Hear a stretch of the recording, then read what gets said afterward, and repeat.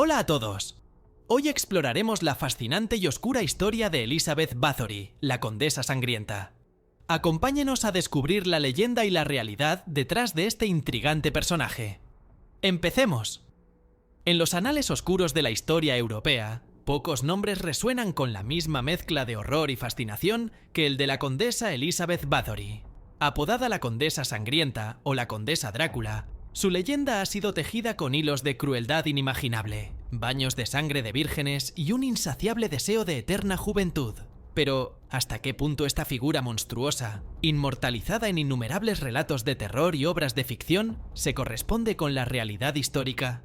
¿Fue Elizabeth Bathory el demonio encarnado que las leyendas nos presentan? ¿O una víctima de su época, su género y las intrigas políticas de un reino convulso? Desentrañar la verdad detrás de la leyenda de Elizabeth Bathory es un ejercicio forense en el que debemos examinar los hechos documentados, las acusaciones judiciales, los testimonios, muchos de ellos obtenidos bajo tortura, y el contexto sociopolítico del Reino de Hungría a principios del siglo XVII. Lo que emerge es una imagen compleja, a menudo contradictoria, que desafía las simplificaciones y nos obliga a confrontar la naturaleza de la verdad histórica y la persistencia del mito. Nacida en 1560 en Nyírbátor, Hungría, Elizabeth Bathory pertenecía a una de las familias más poderosas y aristocráticas de la Europa oriental. Los Bathory eran una estirpe de príncipes, condes y voivodas de Transilvania, una región que entonces era un crisol de culturas y un campo de batalla constante entre el Imperio Otomano y los Habsburgo.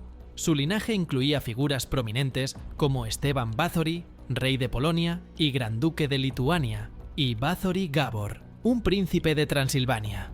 Esta cuna de oro no solo le otorgó vastas propiedades y una influencia considerable, sino que también la expuso a un mundo de intrigas políticas, alianzas cambiantes y una brutalidad inherente a la época. La educación de Elizabeth, como correspondía a una mujer de su rango, fue esmerada. Hablaba varios idiomas, incluyendo latín, alemán y húngaro, y se manejaba con soltura en los asuntos administrativos de sus propiedades. A los 15 años, en 1575, se casó con el conde Ferenc Nadasdy, un noble igualmente poderoso y reputado como un valiente guerrero en la guerra contra los otomanos, conocido como el héroe negro de Hungría. Su matrimonio, aunque probablemente concertado por razones políticas y económicas, parece haber sido uno de respeto mutuo, y según algunos relatos, incluso afecto. Tuvieron 5 hijos, aunque solo 4 llegaron a la edad adulta. Durante la mayor parte de su vida adulta, Ferenc Nadasdy estuvo en el frente de batalla, dejando a Elizabeth a cargo de la administración de sus vastas propiedades, que incluían decenas de pueblos y castillos, siendo el más conocido el de Šechte, Kastice en la actual Eslovaquia. Esta responsabilidad, inusual para una mujer de la época, demuestra su capacidad y su carácter fuerte. Sin embargo, también la expuso a una vida de soledad y a la presión de mantener el orden en un entorno rural a menudo hostil, donde la justicia y la ley eran a menudo ejecutadas por la propia nobleza. La vida de Elizabeth cambió drásticamente con la muerte de su esposo Ferenc Nadasdy en 1604, a la edad de 48 años. Nadasdy había sufrido de una enfermedad prolongada, posiblemente una dolencia digestiva, pero su fallecimiento, aunque natural, marcó el inicio de una serie de eventos que la llevarían a su caída. La viudez de Elizabeth la dejó en una posición de aún mayor independencia, pero también más vulnerable a los caprichos de la política y la ambición de otros nobles. Fue en los años posteriores a la muerte de Nadasdy cuando comenzaron a circular los rumores más siniestros sobre la condesa. Los susurros hablaban de torturas inimaginables infligidas a jóvenes sirvientas en el castillo de Šechte y en otras de sus residencias. Se decía que Elizabeth, obsesionada con la belleza y la juventud, había descubierto un macabro secreto: el baño en la sangre de vírgenes como elixir para preservar su lozanía. Los métodos descritos eran sádicos y detallados: palizas brutales, agujas clavadas bajo las uñas, congelación, desangrado lento.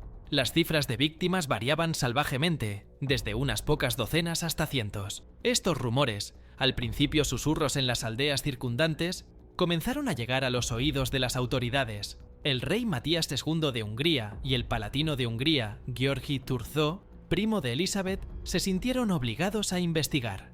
Las razones de esta investigación son complejas y a menudo debatidas por los historiadores. ¿Fue una preocupación genuina por la justicia? ¿O hubo motivos ulteriores, como la codicia por las vastas propiedades de los Bathory?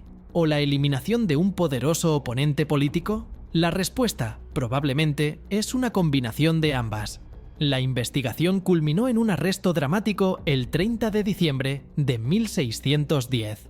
György Thurzó, con una comitiva armada, irrumpió en el castillo de Sejte y, según algunos relatos, encontró cuerpos de jóvenes desfigurados y moribundos. Elizabeth fue arrestada, aunque debido a su alto rango nobiliario, nunca fue juzgada públicamente ni condenada a muerte. En su lugar, fue confinada de por vida en su castillo de Sejte, encerrada en una torre con las ventanas tapiadas, dejando solo un pequeño orificio para la comida. El juicio formal contra los supuestos cómplices de Elizabeth Bathory tuvo lugar en 1611. 4 de sus sirvientes, Dorotia Szentes, Dorka, Ilona Jo, Ilona, Katarina Benica y János Ujbari, Ficó, fueron acusados de ser sus cómplices en las torturas y asesinatos.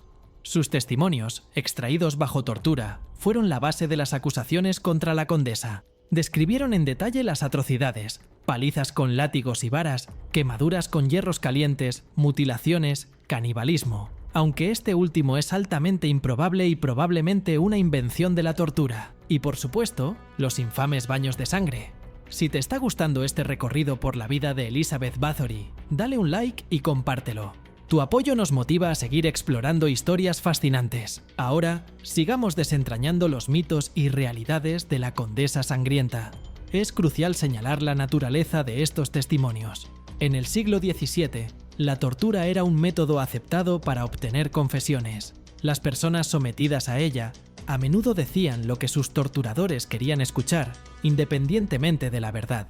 Esto no significa que los crímenes no ocurrieran, pero sí que la magnitud y la naturaleza exacta de las atrocidades, así como la implicación de Bathory en cada una de ellas, deben ser vistas con una lente crítica. La condena de los cómplices fue brutal. Dorka e Ilona fueron quemadas vivas, mientras que Ficó fue decapitado y su cuerpo quemado. Katarina Benica, que supuestamente no había participado activamente en las torturas, recibió una pena de prisión. La sentencia, a pesar de la ausencia de un juicio formal contra Elizabeth, la declaró culpable de facto. Testimonios bajo tortura. Como se mencionó, la fiabilidad de las confesiones obtenidas bajo tortura es muy baja. Es posible que los sirvientes, bajo un dolor insoportable, inventaran detalles o exageraran para satisfacer a sus interrogadores. Motivaciones políticas. La familia Bathory, aunque poderosa, había incurrido en la ira de los Habsburgo y de otros nobles.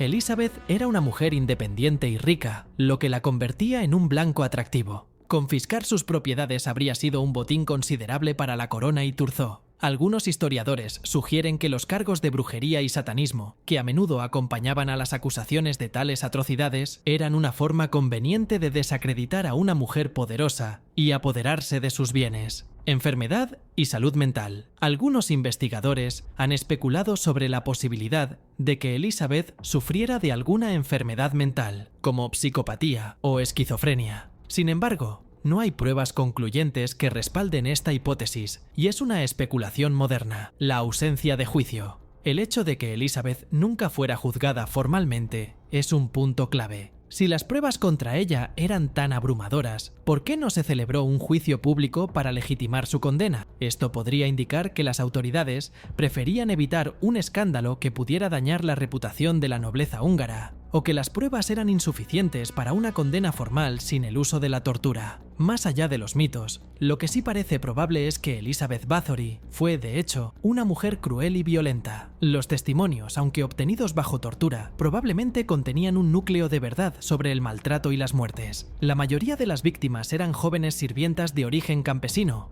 lo que resalta la brutalidad de la servidumbre y la impunidad de la nobleza en la época. Las jóvenes a menudo eran enviadas al castillo por sus padres para aprender modales o trabajar, y su desaparición podía pasar desapercibida o ser fácilmente encubierta. La crueldad no era infrecuente en la alta nobleza de la época. Muchos señores y señoras feudales abusaban de sus sirvientes y campesinos con impunidad, Lo que hizo que el caso de Bathory destacara fue la escala y el sadismo reportados. Aunque la magnitud real de sus crímenes es objeto de debate, la evidencia sugiere un patrón de abuso sistemático y una personalidad perturbada. Elizabeth Bathory murió en su confinamiento en Xegte el 21 de agosto de 1614, a los 54 años. Su muerte marcó el fin de su existencia física, pero fue el comienzo de su inmortalidad legendaria.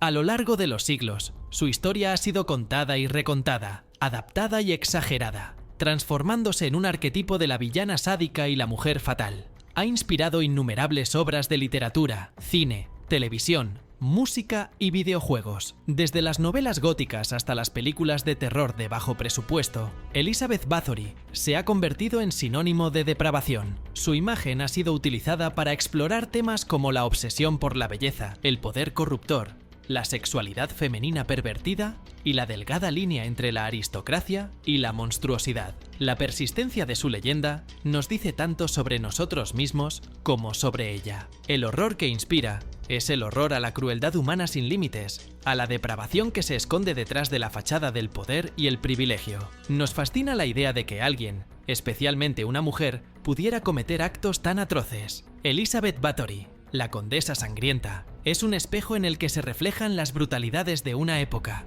las intrigas de la corte y la capacidad humana para la crueldad. Si bien es casi seguro que fue una mujer violenta y abusiva, la imagen de la sádica vampírica que se baña en sangre es, en gran medida, una construcción posterior, un mito gótico, que ha eclipsado a la figura histórica real.